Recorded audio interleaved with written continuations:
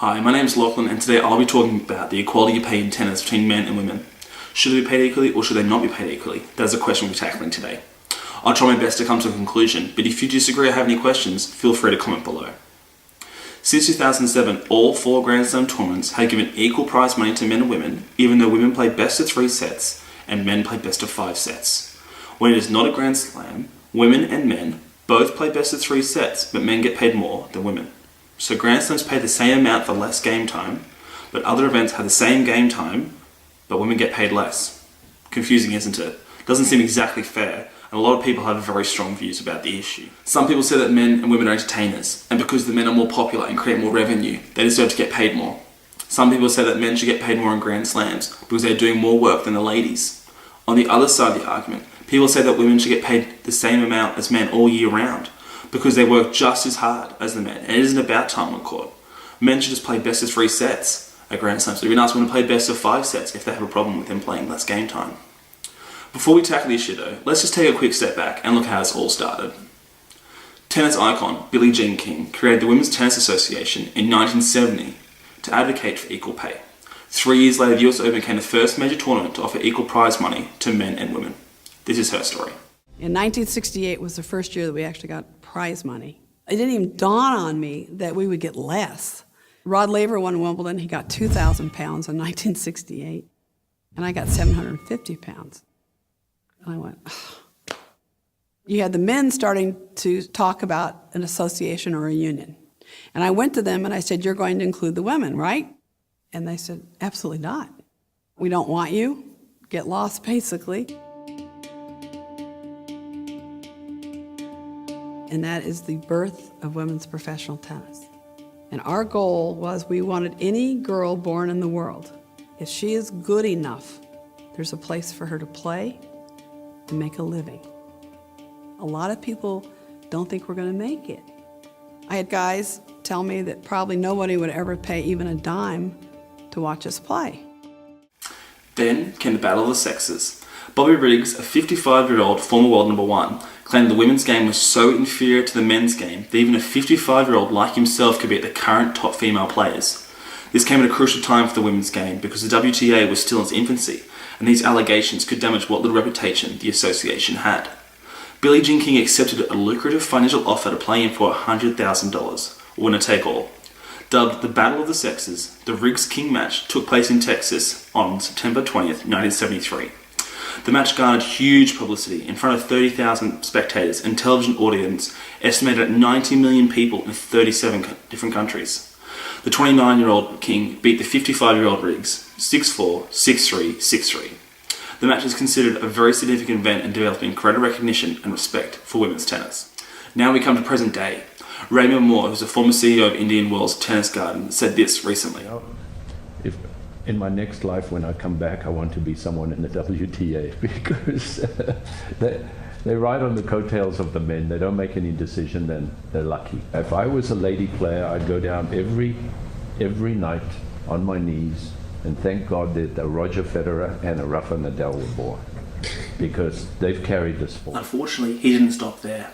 He went on to say that WTA have a lot of very attractive players.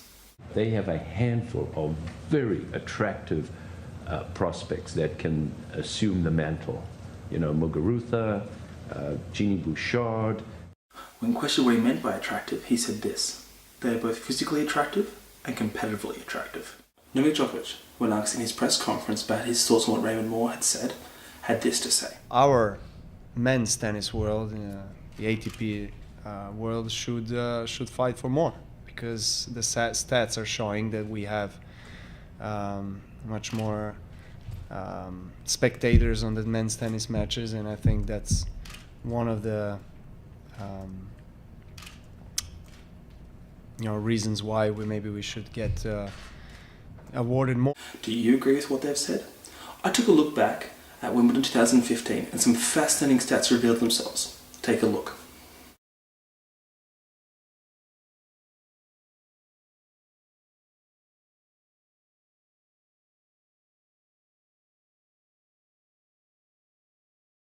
Some of the interesting viewing figures that came out from Wimbledon 2015 was the fact that the men's final was viewed by nearly 5 million more viewers than the women's final.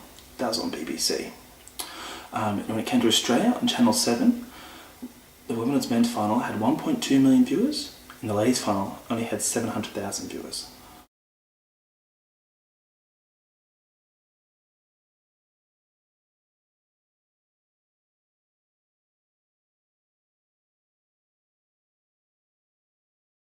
A lot of the key stats from 2015 show the main reasons why a lot of people argue that men should be paid more.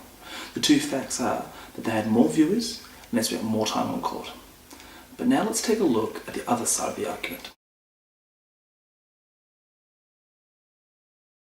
To be paid more because you spend more time on court is a tricky thing. Let's say that Djokovic won his match easily and only ended up playing 3 sets. Does that mean he should get paid less because he spent less time on court compared to others that might have played 5 sets? A lot of people, when they argue this case, use other sports as a reason why the pay for tennis players should be the same, regardless how much time they spend on court. They argue that Usain Bolt doesn't get paid less because he runs 100 metres instead of a marathon. If women were paid less because they play 3-set matches in Grand Slam tournaments, that would mean that men are paid extra because they play more points per match.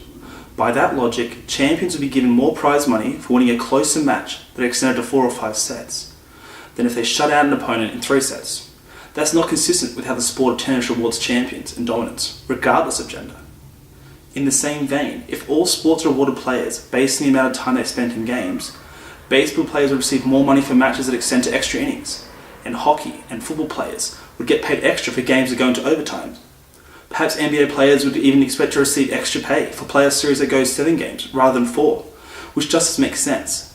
Athletes are paid for winning, not for how long it takes them to win. And if time on court is a sticking point for the argument against inequality, why can't women play best of 5 sets? It's only for 4 Grand Slams in a year. Ronda Rousey does the same amount of rounds in WWE as the men do, so why can't female tennis players play 5 sets? The idea that women should only play 3 sets has created a false perception that women lack the toughness and endurance to handle 5 sets. A similar phenomenon was seen in track and field throughout much of the 20th century, when women were not allowed to participate in long-distance running events. That changed in the 1980s, when the sport's governing body finally let go of prejudices that women were not strong enough to compete in marathons. Similarly, female tennis players are able and eager to play 5-set matches. WTA chairman Stacey Alister has repeatedly said that women would be willing to switch to longer contests. It's such an old discussion, really. We said in 1973, and we continue to say in 2014, we're ready, willing, and able to play 5 sets if that's what they'd like us to play. Our athletes are putting in the same effort, same training, and they deserve to be paid equally.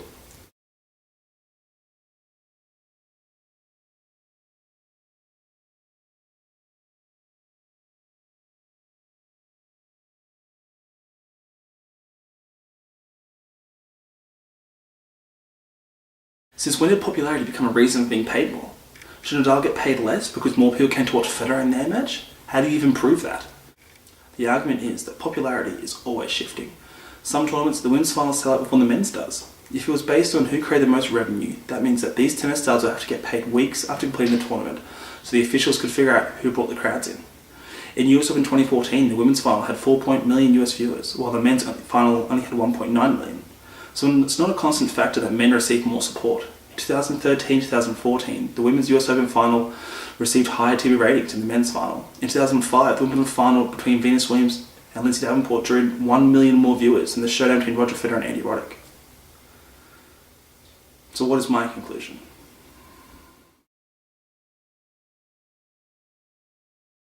Let's take a final look at some of the key numbers about the issue of the unequal pay across genders. Number 1. Female tennis players earn 80 cents on each dollar men earn. Number 2. A 2014 study conducted by the ITF highlighted how the pay gap affects players outside the top 100. It found 336 male players could earn enough each year to cover their expenses, compared to just 253 women. Number 3. In 2015, Djokovic was the world number 1. He won 3 out of the 4 Grand Slams and a 93 win ratio. He ended the year with a prize money of £14.5 million. At the same time, Serena was also world number 1. She won also 3 out of 4 Grand Slams. Her win ratio was 94%, and she ended the year with a prize money of £7.3 million. That is nearly £7 million for Novak Djokovic. Number 4. The pay disparity becomes much more pronounced at other large events. The Western and Southern Open, which happens weeks before the US Open, in 2015 paid Roger Federer $731,000 for winning the men's tournament, while Serena Williams received $495,000 for winning the women's tournament. For me personally, it seems like the easiest solution is for the following things to happen. Number 1. Women should play best of 5 set matches during Grand Slams, thus justifying the fact that all competitors are paid equally.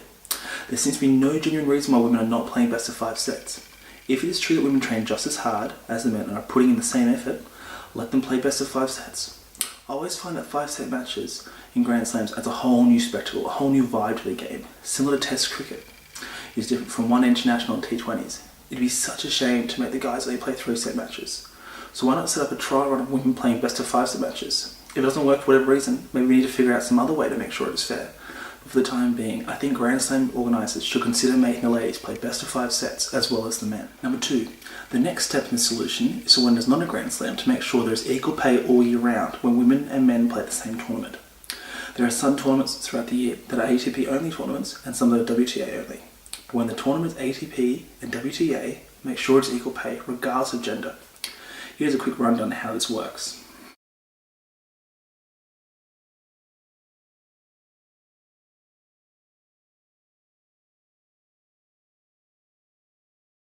Number 1.